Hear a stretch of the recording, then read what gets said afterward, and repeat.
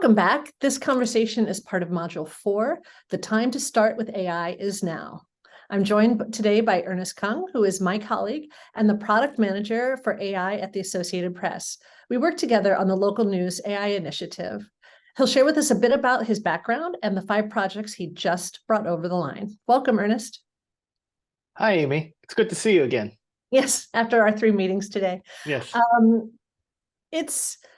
I don't know. I worked in print publishing. That was where I got my start. And working with you was really great because every time I would just go down the road, because when people talk about local news, they often mean newspaper, but you would always be like, hey, what about broadcasters? And you always brought it back to broadcasting. And I think if ever there was a genius hiring decision at AP, it was when they brought our 2 worlds together, because I think they really complement each other. So could you talk about your background in broadcast TV and why you decided to make a career shift?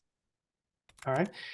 So broadcast TV was my career for 15 years or so. I was a local news writer and producer in markets all around the West Coast, in Portland, Oregon, San Diego, and most of my time was spent here in my hometown of Los Angeles. And my career was really just focused on our day of air products. All my jobs were focused on, at the end of your shift, we put on a show. That particular role of producing for an hourly newscast is a very unique set of skills. It's a unique position. My concern is that my skills were not applicable in a digital world. And so I decided to go back to school, do a master's degree in order to give myself more opportunities alongside journalism. So I did my master's was in business information systems. My research project was on AI and journalism. And by doing so, of course, then open up the opportunities for me to be able to take this role that I'm doing now with you. Yeah. I mean, you were years ahead of the curve. Like 4 years ago, 5 years ago, when you started your program, people must have thought, AI, is it coming? Is it here? I was doing my master's in New Zealand. And so journalists had certainly heard of it. And it wasn't something that played too much in their day-to-day. The most use of AI I saw was in this area of transcription. And so that journalists were already using off-the-shelf tools, commercially available tools, to transcribe their interviews. And they had learned that from journalists. It wasn't any formal training. It was just literally one journalist telling another journalist, hey, this is a great tool. And that's how they just quietly adopted AI. And makes total sense. That's going to be the same story for many journalists all over the world. Yeah, you think that's the first step in? Yeah, the first step is very, very subtle, right? Yeah, well, and also necessary. I mean, once journalists were like, you mean I don't have to sit and listen to this tape 10 more times to try and get it word? I mean, transcription is kind of a miracle for anybody who remembers the tape and foot pedal days, because that was rough. So we fast forward, we're at AP, we've been here, we were here a year, and we started project builds. We had a project pitch process. We had 43 pitches brought to us. Again, you kept us very on target with like, hey, it has to be broadcasters, radio and print. And we really stuck to that. We had 2 print projects, we had 1 radio, and then 2 television stations ultimately that we picked. Can you talk about the 5 projects that you just brought over the line, I believe today, as we're recording? So the projects are quite varied. They're all over the United States. We have can go through each one here. And so one of them is the Brainerd Dispatch newspaper in Brainerd, Minnesota. They have they now have a system where you can build, where you can automatically publish certain police blotters. Right now, we've taken care of their main core coverage area in this project, which means that when they get their police blotters daily or weekly from the police, the local agency, the system, once you plug it in, will automatically produce a pre-written copy for the crimes that you might actually care about. And so there's a human, what we call human in the loop.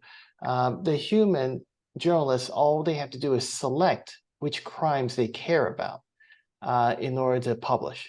So we see significant time savings here in this product, where a journalist no longer has to manually go through what can be a very lengthy police crime log, the blotter, and identify the cases that might be interesting. What we've done is we've programmatically identified the highest priority cases, and this is defined by the newsroom's own editorial criteria. And from there, by automatically producing it, it's estimated that we save hopefully upwards of 2 hours per day from journalists. So, well, you know, like yeah. police blotter, as we were looking at these, we had several projects pitched that were around police blotters. So we know that it takes a lot of time, and it's a huge reader. It's a huge reason why readers subscribe or tune in or look at local news stations. They do want to know the crime, and so what's happening in their neighborhood. So I think we addressed a need with this project that I think was really important. So that's great. Absolutely. And we have another project with KSAT TV in San Antonio, Texas.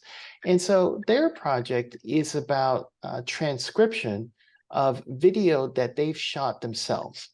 And so they're, as a TV station, as you might imagine, the photographers go out and shoot immense amounts of video every day. They already have an existing process where they come back and they transcribe most of it. They plug it in through a plug in their video through an AI transcription system. Their project is now where we've added on to that their existing process by adding a layer of AI-based summarization of those transcripts, and then plugging that summary into their CMS for their digital output. So their situation is they wanted to be able to expand the number of stories they provide on their digital platforms, but they're limited, as every newsroom in the world is, by the number of humans available to do the job. So having AI automatically summarize effectively all incoming video gives the digital producers, an option of whether they want to publish or not on that story. And if they do unpublish, something is at least a shell of a story is already written, ready to go. So that particular project actually works really well for the quality of the video that they have. That's in contrast, of course, to another project that we're doing, which is with Michigan Radio. Michigan Radio is the NPR affiliate based out of the University of Michigan. And so they approached us with a plan to summarize their transcripts, except their transcripts are of city council meetings. And from a technological perspective, it turned out to be not possible for the summarization. And that's because we are at the mercy of the quality of city council meeting recordings, the video recordings. Yeah. And unfortunately, all too frequently, the quality of those recordings are very low. They are nowhere near professional quality like KSAT television's photographers shoot. Right. So there's very, very low audio quality, which is the biggest problem. And so the transcription services have too many errors to be able to result in any content that you would want to summarize. If you summarize a bad transcript, you're going to have a bad summary. So you don't want to do that. This project also ended up shifting beyond that, or more perhaps a step back, was Michigan Radio already had a transcription system built. They had that built with Google News Initiative funding in a prior project.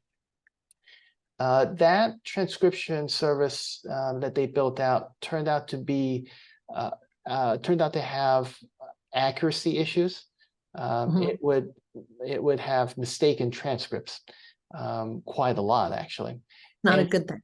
No, not a good thing. So our project here shifted to support them in deploying a brand new transcription system that now, based on early feedback, is far more accurate in production. And so that helps reporters out by bringing them awareness of city council meetings that they can't attend on their own. These more accurate transcripts also then help power the alerting feature, a new alerting feature that was built during this project. The alerting feature is just simply keyword alerts. So if a reporter was interested in pay raises in a particular city, they could attach pay raises or some other form of increase, some other words to that one city council's recordings. So when the transcription system automatically encounters those keywords, it will send an email alert to the reporter. And so that, of course, is immensely powerful. When you know something that might be happening in a particular city, you can send yourself an alert. Another project that we're working on is with WFMZ TV in Allentown, Pennsylvania. They now have a system that they're testing out where AI automatically determines if incoming emails are what they would consider newsworthy enough for their planning calendar, or if the email is not newsworthy for that criteria, or they're simply unsure. The AI isn't sure what to make of a particular email. And so when an email is determined to be newsworthy for the planning calendar, the AI automatically sucks up the details of the email message and pops it into their the CMS, the planning section of their CMS. So what this does is it replicates the human function, where a human assignment editor goes through their emails, looks for interesting events to plug into their future coverage calendar.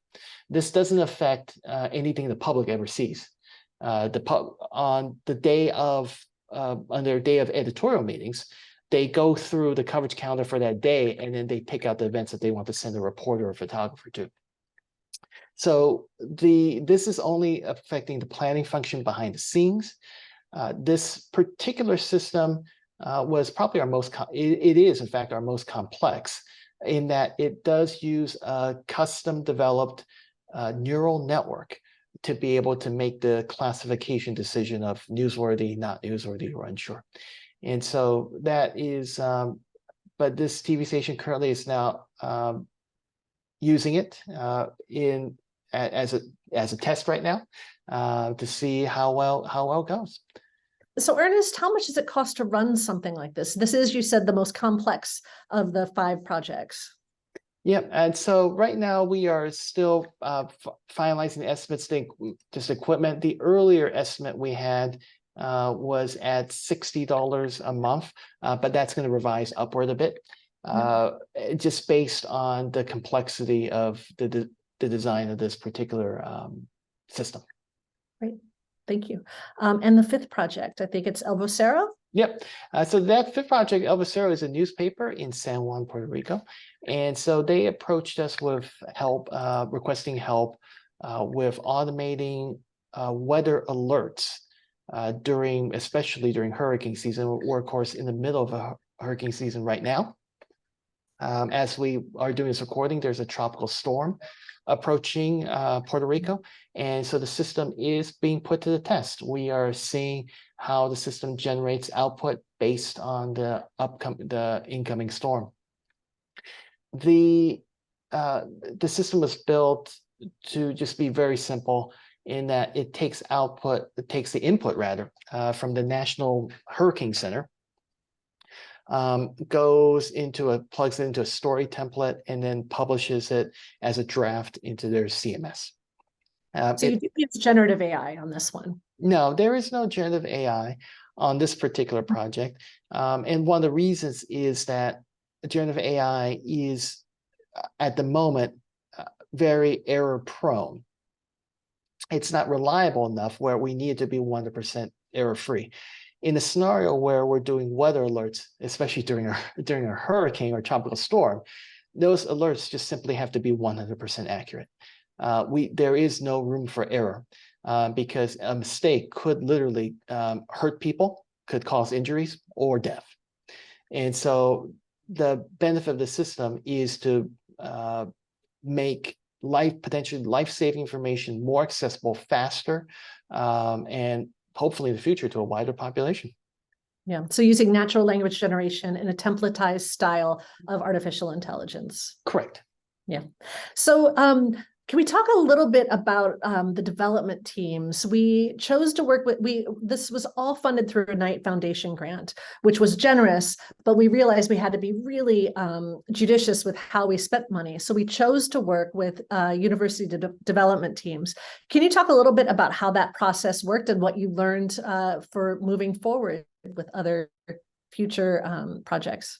Yeah, so we worked with primarily 3 universities. They were Northwestern University, the University of Missouri, and Stanford University.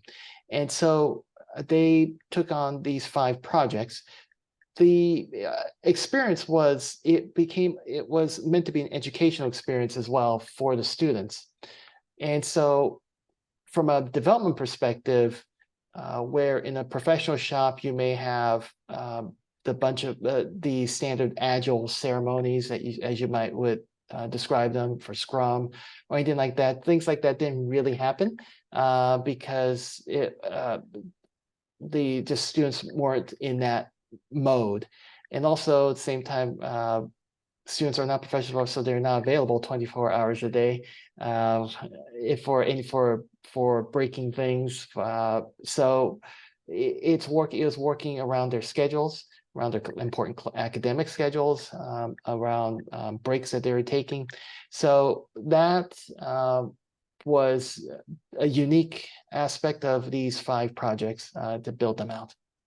Yeah, and to give them a project that's actually not just something that they're building for fun for class, it's something that newsrooms are actually going to use. Correct. These are real life projects that were, and they knew from the very beginning that they're meant for real use. It is not a capstone assignment. These were real life projects that were meant to and are being used in real life. So my last question is, if someone wants to implement one of our projects, and all 5 are open source, the code base is open source, the case study around it is open source, how would they start? For these projects, because the code is open source, newsrooms with people who have the capability of handling open source code will be able to find everything that they need. When we open source it, it'll be on the Associated Press GitHub account. We do expect to do that sometime in September. Primarily, it's to having the developer, but also having the funds. Some of these projects, as we mentioned earlier, do cost a bit of money to run every month. Having the funds to do that.